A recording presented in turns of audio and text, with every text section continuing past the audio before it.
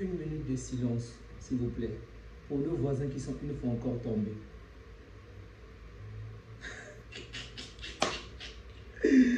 Ah, les Galactiques ont pathétique. Une fois encore, ces Galactiques n'ont pas réussi à faire la différence. Vraiment, la soirée est tellement merveilleuse. Vraiment tellement merveilleuse parce que cette équipe n'a pas été à la hauteur du début jusqu'à la fin du match. Okay. En première période, on voit un semblant d'un groupe. Mais après, plus le temps passe, plus ils sont nuls en fait. C'est juste ça. Salut les amis, j'espère que vous allez bien. Évidemment qu'on va parler de très bonnes choses, vous savez. Nos voisins sont tombés aujourd'hui face à une équipe milanaise vraiment victorieuse, très forte. Et je suis satisfait de certains joueurs dans cette équipe. Mais avant de parler de Milan, je vais déjà me focaliser sur le Real. Je ne sais pas ce que Bernabéu représente en ce moment pour les Madrilènes, mais c'est devenu leur cimetière, vraiment. Ils se font ridiculiser face à nous. On croyait même qu'aujourd'hui, ils devaient avoir un sursaut d'orgueil, faire le nécessaire pour gagner à domicile. Mais non, ils se font encore une fois entuber. Oh! Je vous assure, je cherchais une bonne vidéo où on dit Best of Rock. Malheureusement, je ne l'ai pas trouvé. Parce qu'aujourd'hui, une fois encore, les joueurs du Real ont baissé leur froc. Kylian, Best of Rock. Vinicius, Best of Rock. Bellingham, Best of Rock. Ils ont tous été nuls, vraiment nuls. Je répète encore, en première période, on a vu quand même de bonnes combinaisons, un semblant d'une équipe cohérente. Mais après, une fois que l'adversaire a pris le dessus, cette équipe n'avait plus de force. Vraiment, ce Real qui réalisait des remontadas, on a l'impression que cette saison, ça n'existe pas. Comme quoi, le fait d'annuler les stars, les meilleurs joueurs au monde ne suffit pas pour former un groupe. Évidemment, cette équipe n'est pas du tout facile, n'est vraiment pas favorisée par rapport au changement du coach. Je pense que Ancelotti est en grande partie le fautif de cette équipe. Certains placements de joueurs, vraiment je ne comprends pas, ce n'est pas du tout cohérent. Un gars comme Rodrigo qui est généralement, on va dire, décisif aujourd'hui, encore il cire le banc pendant de longues minutes alors que le Real est en train de peiner depuis le début du match. Un gars comme Bellingham, il est positionné à droite. Je ne comprends pas. Laisse Bellingham à sa place. Tu vas mettre Valverde ou pourquoi? Sincèrement, je suis ravi bien évidemment que le Real puisse perdre. Mais des moments je me dis, tu nous facilites trop la tâche, Ah, le vieux, qu'est-ce qui se passe? Tu avais gagné la saison dernière, tu avais tout gagné. Il fallait arrêter, il fallait partir. Maintenant, tu vas quitter le Real avec la honte. Bon sang. Oh. Bon, imaginez-vous que le Real était dans la même circonstance que nous. Avoir au moins 6 ou 8 joueurs blessés, comme ce qu'on a vécu il n'y a pas très longtemps. Mais cette équipe devrait vraiment souffrir. Aujourd'hui, on voit des joueurs comme des Arda Güler qui peut mettre, des Hendrick peut-être qu'il peut mettre, mais il y a tellement de stars dans cette équipe.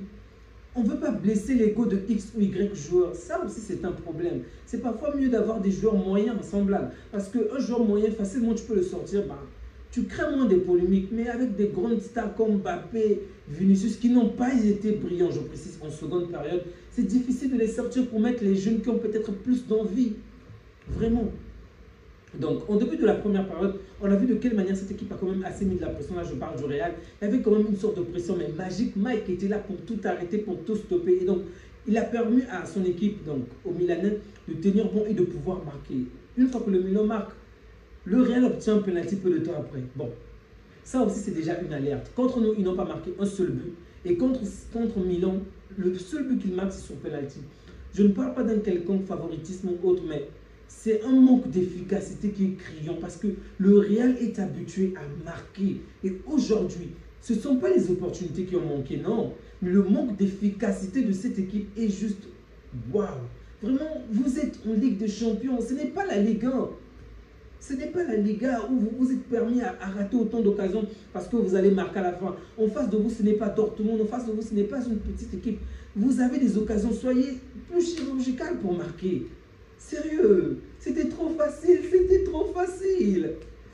Oh. Donc, Vinicius inefficace, Mbappé inefficace, Bellingham trop loin des cages pour faire une réelle différence. Donc, Magic Mike, une fois encore exceptionnel. Malgré que le Milan a marqué les 3 buts, je tiens à signaler que j'ai trouvé Lille bon, vraiment bon parce qu'il n'est même pas fautif dans la majeure partie des buts. Le premier but, c'était un mauvais positionnement, donc un mauvais marquage de Militao et de Tchouaméni. Le deuxième but, on va dire, ils étaient tellement attentifs parce qu'ils réalisent un excellent arrêt et une fois encore, Tchouaméni ne vient pas récupérer la balle. Valverde qui est comme un vieux, il est épuisé, il a les mains sur les hanches, il est penché.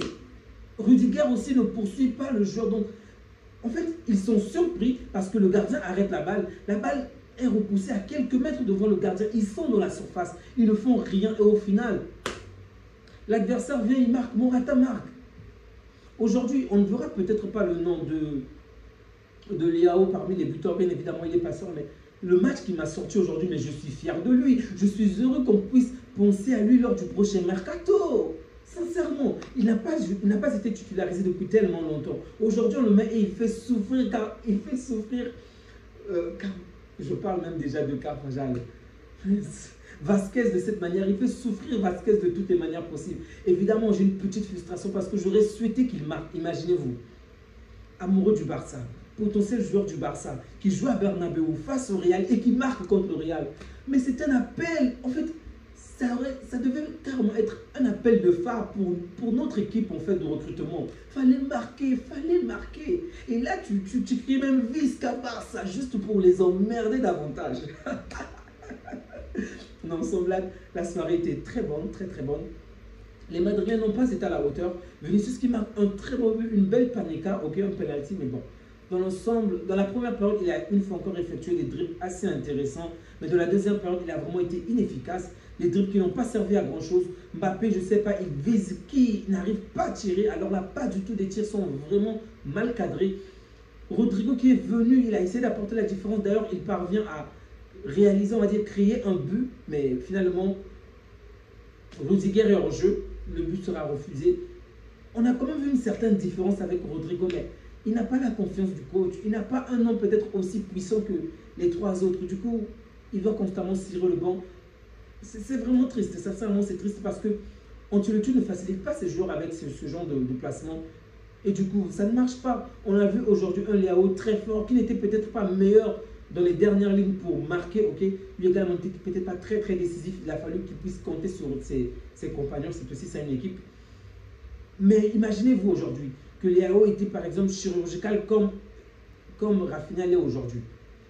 En ce moment, Rafinha est vraiment chirurgical. Mettons, si c'était Rafinha à la place, il aurait pu avoir un autre but en fait. Bref.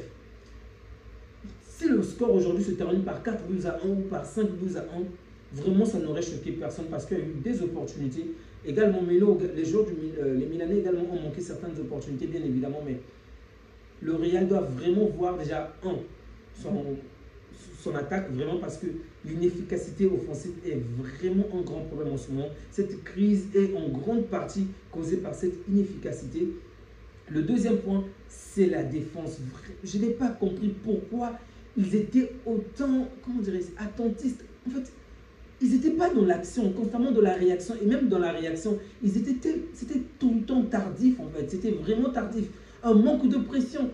Milan est venu chez vous. Milan vous mène. Vous attendez à ce que Milan presse à votre place. Non, c'est à vous de presser. Et du coup, ils ont encore baissé la cadence pour que les joueurs puissent se précipiter. Et c'est ce qu'on a vu. Plus le Real augmentait plus le Real essayait de baisser la température, eux, ils se contentaient de cela plus que ils mènent au score. C'est normal. Tu mènes, tu ne vas pas te précipiter. Tu veux la victoire. Et du coup, lorsque le Real veut mettre la pression, ben, eux également, ils vont profiter à faire des contre-attaques. Je ne sais pas, Ancelotti n'a pas réalisé des changements vraiment intéressants aujourd'hui. Il n'a pas fait un plan de jeu, on va dire, puissant. Il a essayé d'apporter des remplacements dès la mi-temps, mais ça n'a vraiment pas été à la hauteur. L'adversaire était juste plus fort que le Real. Ça, il faut l'avouer. L'adversaire était largement plus fort que le Real. Et bon, ça se termine par une nouvelle victoire de l'adversaire. Donc, une fois encore, le Real Madrid coule. Vraiment, c'est tellement bien.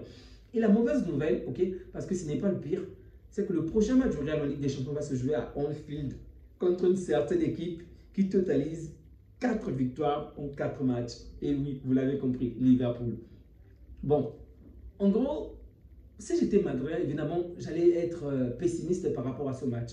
Mais lorsque je vois, on va dire, l'historique entre le Real et Liverpool, sincèrement, j'ai l'impression que le Real va gagner Liverpool. Vraiment. Liverpool a beau être peut-être l'une des meilleures équipes, en tout cas dans cette compétition. Mais il y a cette supériorité, on va dire, mentale que le Real a sur Liverpool. Vous comprenez? C'est comme le Bayern avec nous, en fait. jusqu'à ce qu'on les batte, bien évidemment. Il y avait cette supériorité. C'est vrai que lorsque le Bayern nous a étalé des gros scores, il y avait des bonnes raisons comme quoi ce n'étaient pas les principaux joueurs, il y avait énormément de blessés, mais dans l'ensemble, on se contente du score. Et du coup, le fait qu'il y ait cet avant-là, ok, je pense que ça va être vraiment une ascendance du Real par rapport aux joueurs de Liverpool. Bref, espérons qu'ils vont obtenir leur vengeance, puisque Salah a toujours recherché sa vengeance contre le Real. Au final, on l'avait encore tapé en finale. Aujourd'hui, Mané n'est pas là, mais cette équipe roule plutôt bien. J'espère vraiment, alors là, vraiment de tout cœur, qu'ils vont chicoter le Real à Anfield. Même 4 buts encore, 4 buts vraiment. Ah, les Galactiques en carton, vraiment les Galactiques en carton. Les amis, on va s'arrêter là. Merci à vous qui soutenez la chaîne à travers les likes, les partages. Ça me fait énormément plaisir. Prenez bien soin de vous ainsi que des vôtres. On se dit à bientôt. Ciao, que Dieu vous garde.